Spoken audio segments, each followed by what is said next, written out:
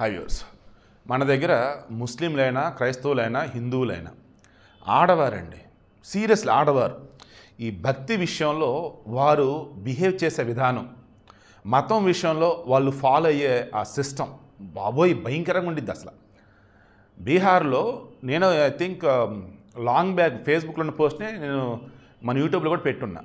Dustbin అది, ఆ డస్ట్బిన్ని కడిగేసి దానికి పూజలు చేస్తున్నారు.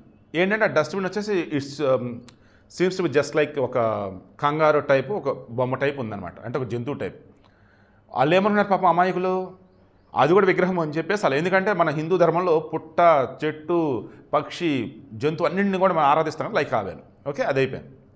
ఇలా క్రైస్తవుల విషయానికి వచ్చేటట్టయితే ఆ కొబ్బరిని తన్ని తగ్గిపోతాయి అన్నట్టు ఆ పాస్టర్ అసలు ఏది చెప్తే అది చేయాలంటే పాపం అమాయకులు ఏదోది చేస్తా పోతారు. చివరికి ఇంట్లో కూలీనాలి చేసుకొని ₹1 తెచ్చుకుంటే ఆ రూపాయలో దశమభాగం చర్చికి ఇవ్వాలి, సంఘానికి ఇవ్వాలి అని చెప్పేసి అంటే అమాయకులు నిజంగా ఇస్తారు. వాళ్ళు నిజంగా పిచ్చోళ్ళు పాపం. తర్వాత ఇప్పుడు ఈ ముస్లింలు, వీళ్ళ కళ్ళు ఏంటి, సింబల్ ఒకటి ఉంటుంది కదా, చంద్రాకారం మీద అంటారు, నెలవంక టైపు చంద్రుడిది, అది కనపడిందంటే అది మన ముస్లిం మతం కదని ఫీల్ అవుతారు.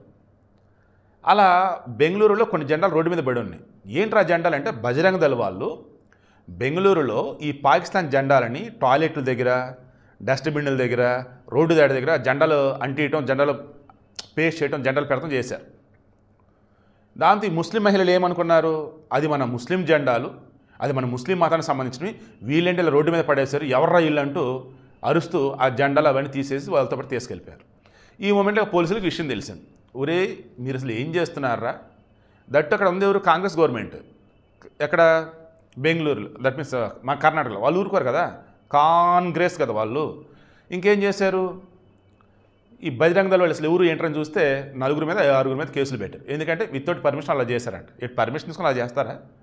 వీడికి మెయిన్ ఇంట్రెస్ట్ మీకు అర్థమైందా? దయచేసి మీరు ఏ మతమైనా సరే ఆ మతానికి సంబంధించినవి ఏవి, రాజకీయ పార్టీలకు సంబంధించినవి ఏవి అని తెలుసుకోండి. అనవసరంగా లేనిపడిన ప్రతిదాన్ని మన మతానికి కనుక మీరు కానీ అన్వయించుకున్నట్టయితే లేనిపడి కొత్త సమస్యలు చిక్కుంటారు. అండ్ చూసే వాళ్ళు కూడా మిమ్మల్ని వేరే విధంగా ఆలోచిస్తారు.